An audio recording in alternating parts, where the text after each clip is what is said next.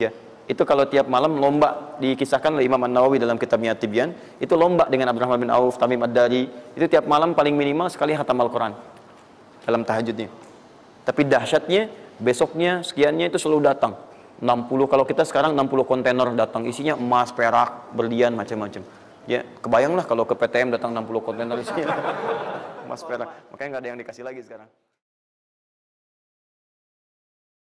Nah, lihat sini, sudah? Saya mulai ya. Nah, ini saya harus selesaikan ini. Kita sepakat dulu sampai jam berapa kita? 12. Oh enggak, kalau Anda mau sampai jam 12 silakan saja. Saya setengah 10 selesai lah. Karena ini pembuka ya, pembuka. Ke depan kita akan lebih kompleks karena saya pengen ini dicoba sampai sepekan. Nanti akan melahirkan perubahan. Karena ke depan kita akan bicara tentang riba, tentang macam-macam ya. Itu perlu lebih fokus lagi. Ini yang dasar untuk sepekan dulu. Siap ini ya? Yuk kita mulai. 1. Rizki lewat ikhtiar atau usaha. Saya boleh teman-teman sekalian buka ini ya? Ini udah? Ya. Udah. 1 yang lewat usaha itu ikhtiar. Ya, buka Quran surah 39, Quran surah 53 ayat 39.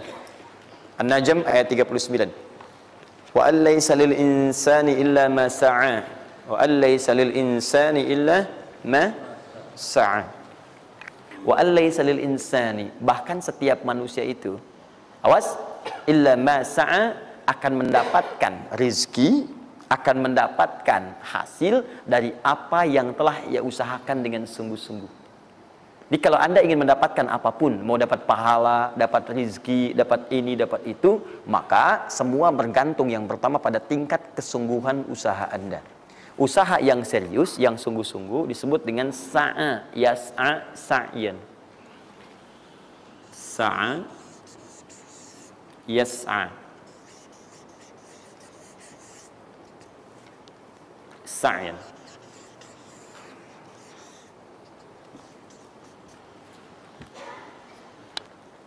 Ini sa'a, yas'a, sa'yan tidak disebutkan dalam bahasa Arab kecuali menunjuk satu usaha yang sangat serius, sungguh-sungguh.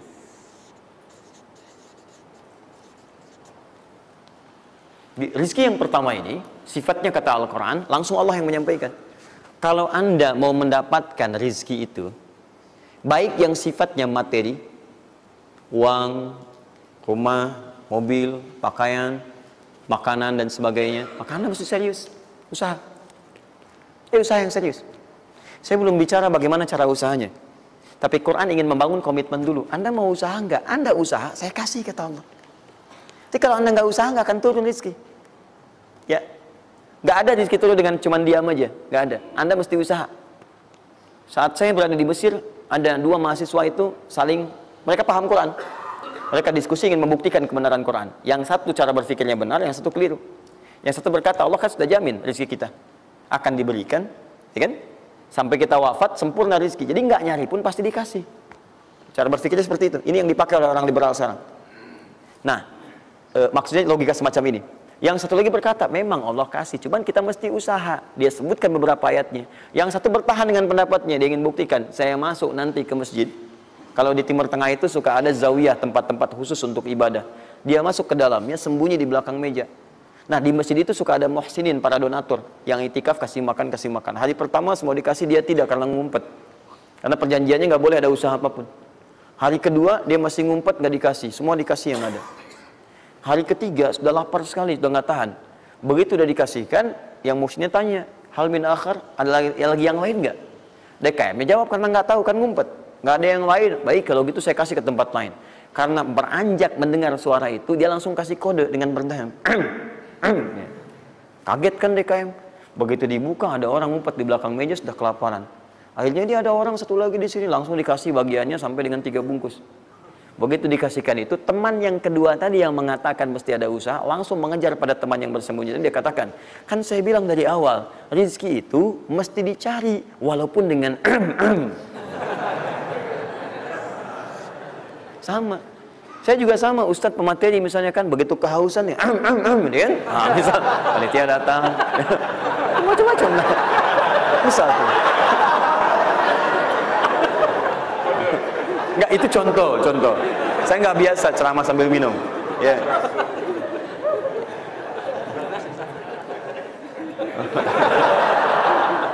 Jelas ya?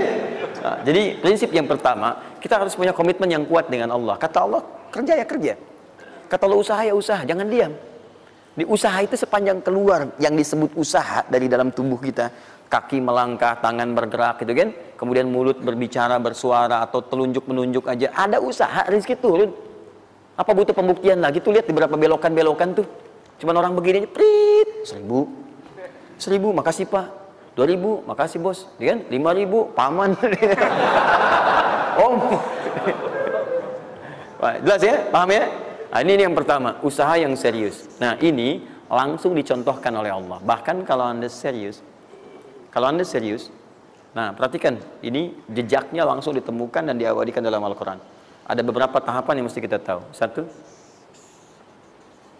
2, 3. Perhatikan cara keseriusan yang digambarkan dalam Al-Quran. Teman-teman, kalau saya sebutkan sa'ah dalam Al-Quran, mungkin agak banyak kita mencarinya, butuh energi. Tapi kalau saya ilustrasikan begini, antum insya Allah akan lebih cepat menemukan. Kalau kita haji atau umrah, kemudian ada ritual setelah tawaf, namanya apa? Sa'i. Apa itu sa'i? Tuh kan, lari-lari kecil. Kalau lari-lari besar, maraton. Kan sudah saya tuliskan di atas. Sa'i itu kan dari sini tulisannya. Ya, dari mana sa'i itu? Safa ke Marwah. Ya, buka Quran surah kedua ayat 158, paling kiri di pertengahan. Innas safa wal marwata min sya'airillah. Faman hajjal bait aw i'tamara fala junaha alaihi ay yatawafa bihima. Man tatawwa khairan innallaha syakirun alim. Lihat sini. Ibadah ini kenapa dinamakan dengan sa'i? Dan sementara orang sekarang agak kurang tepat menerjemahkan dengan lari-lari kecil. Dalam bahasa Arab lari kecil bukan sa'i. Dalam bahasa Arab lari-lari kecil itu bukan sa'i. Ingat baik-baik kalimat ini. Kenapa dinamakan dengan sa'i? Karena di tempat ini pernah ada satu sosok yang sangat bersungguh-sungguh untuk berusaha. Sangat serius untuk mendapatkan rizki dari Allah Subhanahu wa taala. Sosok ini datang, diantarkan oleh suaminya. Kemudian ketika diantarkan, ternyata ini yang paling menarik. Ini yang saya berikan 3 panah ini. Diabadikan kisah ini di Quran surah ke-14 ayat ke-37. Pertama diantarkan. Ya, begitu tiba suami, istrinya dengan anak yang baru lahir, tiba-tiba langsung bermohon kepada Allah. Perhatikan, bukankah Allah pemilik rezeki? Masih ingat tadi teori di awal? Pusat rezeki ada di mana? Baik. Nah, ini teman-teman sekalian, kaidah yang pertama. Kalau antum ingin berikhtiar berusaha, maka hal yang pertama dilakukan adalah mendekat dulu kepada pemiliknya. Mohon minta kemudahan, minta petunjuk, minta kenyamanan, minta keberkahan. Itulah sebabnya sebelum kita berangkat, kita sholat dulu. Sholat subuh, sholat fajar, menghadap, usahakan. Makanya Nabi setelah selesai sholat, selalu meminta kepada Allah diberikan petunjuk mendapatkan rezeki. Ya, yang di Ibnu Majah nomor hadis 925 itu, Allahumma inni as'aluka ilman nafi'a wa rizqan thayyiba wa amalan mutaqabbala. Minta.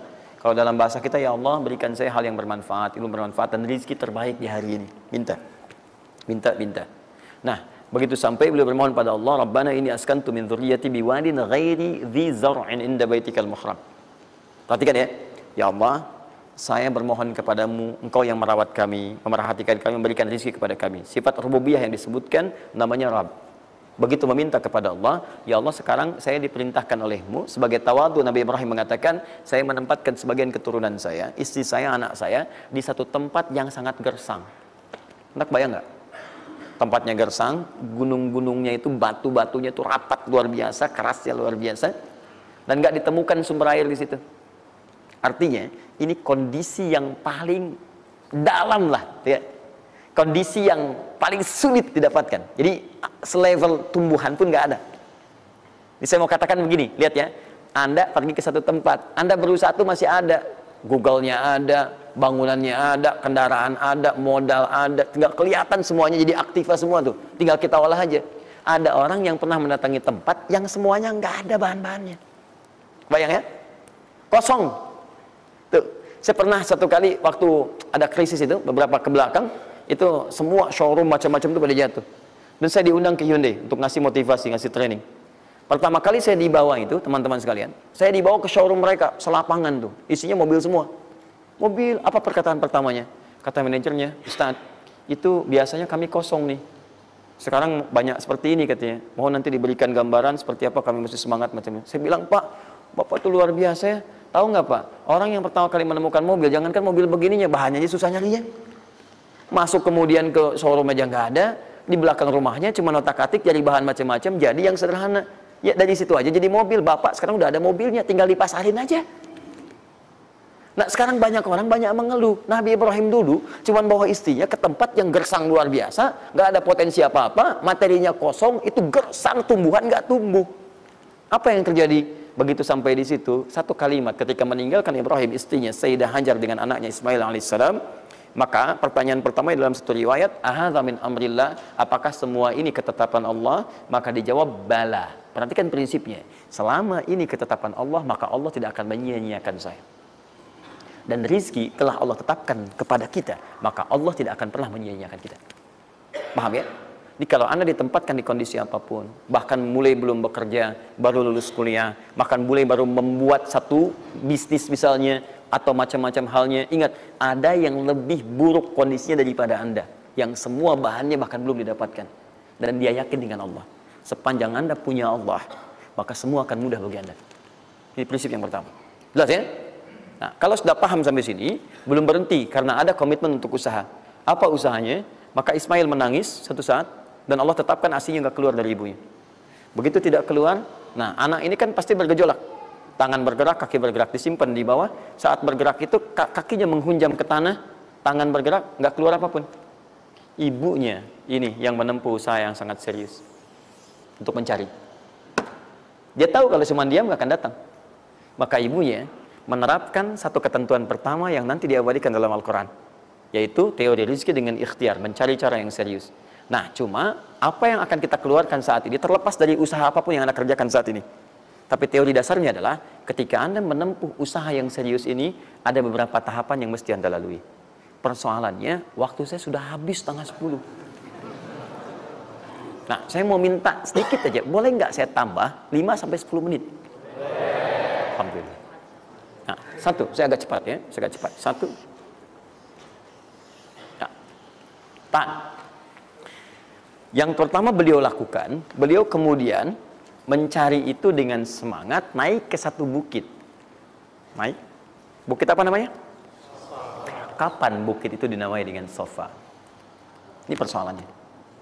Belakangan kan? Belakangan, setelah itu bukit Sofa. Dari mana munculnya Sofa? Sofa itu kan kalau kita gali dari akar katanya, ya berasal dari kata tasfiyah. Ya, Sofa, yasfi, sofyan, wa tasfiyatan, wa sofian. Wa sufyanan. Kalau pakai sin, sufyan. Kalau pakai sod, sufyanan. Sofiyun. Tasfiyah artinya menyaring sesuatu yang kotor, sehingga yang bersih aja yang kelihatan. Kalau Anda menyaring sesuatu, saring, bersihnya itu ada, kotornya hilang, dibuang. Itu namanya tasfiyah. Pakai ta, sod, fa, ya, ta. Ini. Hasilnya disebut dengan sofa. Orangnya disebut dengan Sofi atau Sufi. Perempuannya disebut dengan Sofia. Jadi kalau ada yang namanya misalnya Sufi atau Sofia, ini orang yang mampu menyaring segala yang kotor dalam dirinya, sehingga yang keluarnya yang baik-baik aja. Kalau bicara, ada yang provokasi, mau ngucapkan yang kotor, dia tahan. Keluarnya yang baik. Mau melihat, ada yang kotor, dia palingkan. Dia yang baik. Itu Sofia. Perempuannya, laki-lakinya Sofi. Ya, atau Sufi. Baik.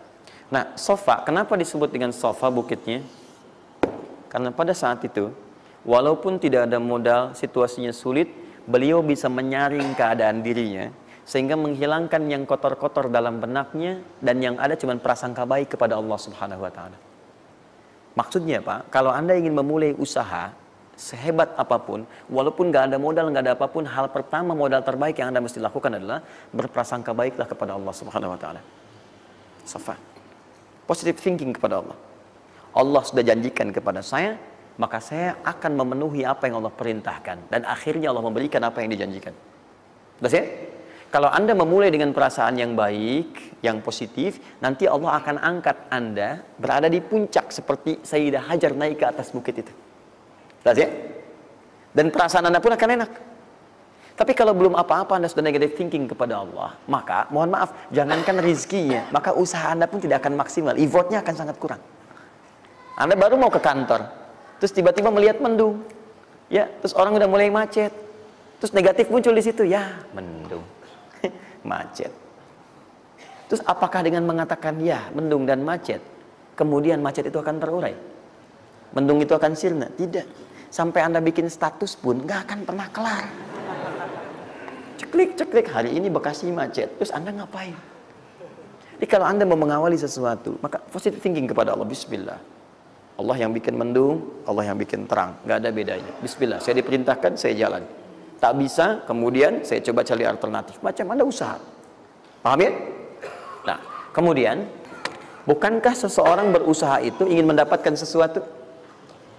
Puncak hal yang diinginkan, yang diharapkan itu bentuknya rizki. Tapi sifat ingin mendapatkan sesuatu, puncaknya disebut dengan marwah namanya. Sesuatu yang sangat diharap, diinginkan, marwah. Perhatikan baik-baik. Ya. Saya mau tanya begini, dari sofa ke marwah, berusaha dengan serius Sayyidah Hajar. Lihat sini, sofa itu kan di atas kan, terus turun kan, turun, tahan sini.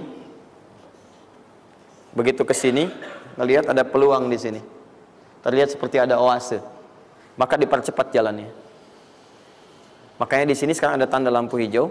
Ya, begitu nyampe sini untuk laki-laki lari-lari kecil, perempuan jalan cepat. Ini karena ibadah yang disebut dengan sa'i sering diartikan dengan lari-lari kecil. Ini berlari ini teman-teman, jalan cepat ibu. Ini sesungguhnya awalnya ini melihat di sini seperti peluang ada oase di sini di marwah, banyak air. Maka dipercepat jalannya. Sampai di batas ini ragu lagi, betul nggak ya? Apa cuma fata morgana? Tapi yang paling dahsyat adalah dia memastikan dengan ikhtiarnya. Saya mesti pastikan dulu, jangan menduga-duga. Dikejar sampai ke atas. Begitu kepastiannya tidak ada sama sekali. Ternyata fata morgana saja. Dari sini balik lagi, mungkin di sini ada. Ya, balik lagi ke tempat tadi, balik dilihat sini kayak ada betul di sini. Balik nyampe sini fata morgana. Bola balik, bola balik, bola balik sampai dengan 7 kali. Ya, dari sini ke sini 1, sini ke sini 2, ini 3, 4, 5, 6, 7. Ingat, sofa selalu genap, marwah selalu ganjil. Kalau Anda umrah, kemudian tiba-tiba Anda merasa berakhir selesai, tapi posisi Anda di sofa kemungkinan cuma 2. Kalau bukan Anda kurang baru 6 kali, atau Anda terlampau soleh 8 kali. Pasti di sini. Nah, apa hikmahnya? Proses ini disebut dengan sa'i. Perhatikan baik-baik. Tahan, fokus. Ketika Anda berusaha teman-teman, maka mulailah dengan berpositive thinking kepada Allah. Tapi ingat, usaha Anda tidak akan selamanya ada di atas. Mungkin suatu saat akan turun. Kan? Mungkin Anda ada di puncak. Mungkin suatu saat Anda turun. Mungkin kadang ada di puncak, kadang stabil aja. Tapi kalau Anda melihat peluang, cepat kejar selama peluang itu baik. Itulah yang dimaksud dengan kompetisi yang sehat. Ada paten kejar, ada tender, ikut tender dengan cara yang baik, cara yang normal, ikut. Kalaupun bukan rezeki Anda, nggak ada masalah. Dan jangan pernah macam-macam lah. Sayyidah Hajar kan nggak pernah nyogok sama malaikat. Malaikat cepat sini dah, gitu. Saya kan di sini Nabi, gitu kan. Kau minta apa saya kasih, kan nggak pernah. Ya biasa aja bolak-balik. Ya walaupun mungkin ketika Anda kejar itu bukan bagian Anda, mungkin cuma fata morgana, nggak ada masalah. Saya kasih rahasia besarnya. Sepanjang Anda betul-betul ikhtiar dilakukan karena Allah, maka perhatikan baik-baik. Kadang-kadang Allah seakan menunda apa yang menjadi hak Anda, bukan ingin menunda dan membiarkan Anda tidak mendapatkan sesuatu, tapi ingin memberikan semua nikmat secara sempurna. Karena di atas itu ada nikmat pahala, ada nikmat doa, ada nikmat istighfar, ada nikmat usaha, dan nikmat hasil yang tiada terputus. Tidak terputus. Lihat sini. Kalau antum sehari berusaha, nggak dapat apa-apa. Memang, mohon maaf, hasilnya belum dapat diraih. Belum dilihat tuh. Tapi bukankah pada saat itu, doa antum akan bertambah? Bukankah malamnya salatnya nambah? Tahajud? Bukankah di situ kadang-kadang kita istighfar, ya Allah, Teman-teman, bukankah istighfar menggugurkan dosa? Bukankah berdoa menambah harapan, mengakumulasikan sesuatu? Bukankah tahajud menambah pahala lagi? Kadang-kadang yang diinginkan oleh Allah pertama kali bukan dunia dulu. Ketika Allah mencintai seorang hamba, dia akan berikan pahala akhirat dulu. Karena dunia itu sifatnya sementara. Hei fulan, kamu kemana aja? Kemarin kamu jauh dari saya, baru sekarang kamu pikir dekat dengan saya. Saya nggak pengen kasih dunia dulu, dunia itu kecil. Kalaupun di seekor sayap samuk sebelahnya, sebelah sayap nyamuk ada dunia itu ada nilainya, saya kasih buat kamu deh, nggak ada nilainya. Ya, karena itu saya ingin kamu akhirat sempurna dulu. Saya ampuni dulu dosa-dosa kamu yang kemarin. Begitu sudah diampuni, hari kedua istighfar lagi diampuni, saya kasih pahala yang banyak. Begitu pahala udah dapat, dosa udah diampuni, baru dunia diakumulasikan. Karena hukum dunia itu, kalau antum usaha akan terus diberikan. Jadi nggak ada yang nggak dikasih. Jadi kalau antum sehari bekerja ini, kelihatannya nggak dapat apa-apa. Bukan nggak dapat apa-apa, disimpan untuk diakumulasikan. Nanti dosa antum tuh udah hilang, amalan udah banyak, antum dapat banyak. Kadang-kadang nggak sadar kalau saat dapat banyak itu sebetulnya itu hasil usaha antum sebelumnya. Itu teorinya begitu. Ya, jadi nggak ada yang nggak dapat apa-apa, semua akan dinilai. Sepanjang antum bergerak dikasih, dan antum buktinya hidup juga. Sampai ke hari itu kan masih hidup, bisa makan juga di hari itu, bisa beraktivitas juga, sehat juga dan sebagainya. Belum dapat apa. Makanya kata Nabi, yang hari itu ada makanan, dia orang kaya sebetulnya. Kalau besok masih ada lagi, kaya banget. Antum sampai sebulan masih ada cadangan. Ini kenapa kita mesti berkeluh kesah? Dan belum tentu hidup juga sampai besok. Yang antum mau ngumpulin apa? Nah, maka prinsip yang terbaik adalah ketika antum berikhtiar, ikhtiar usaha yang maksimal. Tapi jangan khawatir kalau antum kerja sehari nggak dapat, 2 hari belum ada usaha. Jangan khawatir teman-teman sekalian. Rumus yang mengatakan semua ketika badan bergerak maka rezeki dituliskan untuk keluar. Tapi kadang-kadang ada yang Allah inginkan lebih besar dari apa yang Anda harapkan. Apa yang Allah harapkan ikutkan ke situ, maka Anda akan mendapatkan akumulasi bagiannya. Itu yang dilakukan oleh Sayyidah Hajar. Begitu beliau kemudian naik ke Marwah, nggak dapat, naik ke Safa nggak dapat. Apa pernah tertuliskan dalam riwayat sedikit aja Sayyidah Hajar mengeluh? Tunjukkan kepada saya kitab mana yang pernah menunjukkan riwayat ketika bolak-balik itu kemudian Sayyidah Hajar berkata, ya Allah, saya kan istri Nabi, saya kesini memenuhi perintahmu ya Allah. Ini udah capek, kenapa belum turun juga? Pernah nggak? Kedua, ketiga, keempat, kelima sampai ke yang ketujuh, begitu sampai di Marwah, baru kemudian diakumulasikanlah itu. Apa yang terjadi? Ibunya yang usaha bolak-balik. Airnya keluar dari mana? Anaknya, kakinya kemudian menghentak lagi. Tiba-tiba keluar air dari situ. Pertanyaan saya, ibu yang lebih tahu di belakang. Kan kalau anak itu sedang haus, pasti tangan kakinya bergerak kan? Kenapa saat pertama disimpan bergerak, airnya keluar? Sudah 7 kali bolak-balik, baru air keluar. Silakan lihat riwayatnya. Pada hentakan itu, ketika 7 kali ibunya bolak-balik, malaikat mengepakkan sayapnya. Itu yang menghantam air dan keluar air. Malaikat yang ditugaskan Allah memberikan rezeki namanya Mikail. Itu ada di Quran surah kedua ayat ke-98. Ya, man kana aduwwan lillahi wa malaikati wa rusuli wa jibril wa mikail. Mikail. Di antara tugas Mikail oleh Allah ditugaskan untuk memberikan rezeki. Yang paling menarik, perhatikan baik-baik. Begitu airnya keluar, ibunya sedang di Marwah, sedang berdoa nih. Makanya kalau sa'i di sofa ngadap ke kiblat berdoa dulu, ke Marwah ngadap ke kiblat berdoa dulu. Begitu sedang berdoa nyampe ke Marwah yang ke-7, anaknya lebih kencang menangisnya. Ibunya mendengar suara nggak biasa, dikejar ke sini. Begitu kejar ada air. Apa kata ibunya? Lihat kalimatnya. Zam, zam, zam, zam. Ibunya tidak mengatakan ijma, tapi zam, zam, zam, zam. Zam itu artinya kumpul jangan berhenti, kumpul jangan berhenti, kumpul jangan berhenti. Sampai sekarang air itu tidak pernah berhenti. Perhatikan bagaimana akumulasi pekerjaan seorang ibu yang sangat serius menghasilkan rezeki bukan hanya untuk dirinya, untuk anaknya, cucunya, cicitnya, dan berganti generasi sampai kita sekarang. Kita aja ke zaman Nabi Muhammad, itu teman-teman sudah lewat 15 abad. Nabi Muhammad ke Nabi Ismail 29 generasi. Satu generasi bisa ribuan tahun.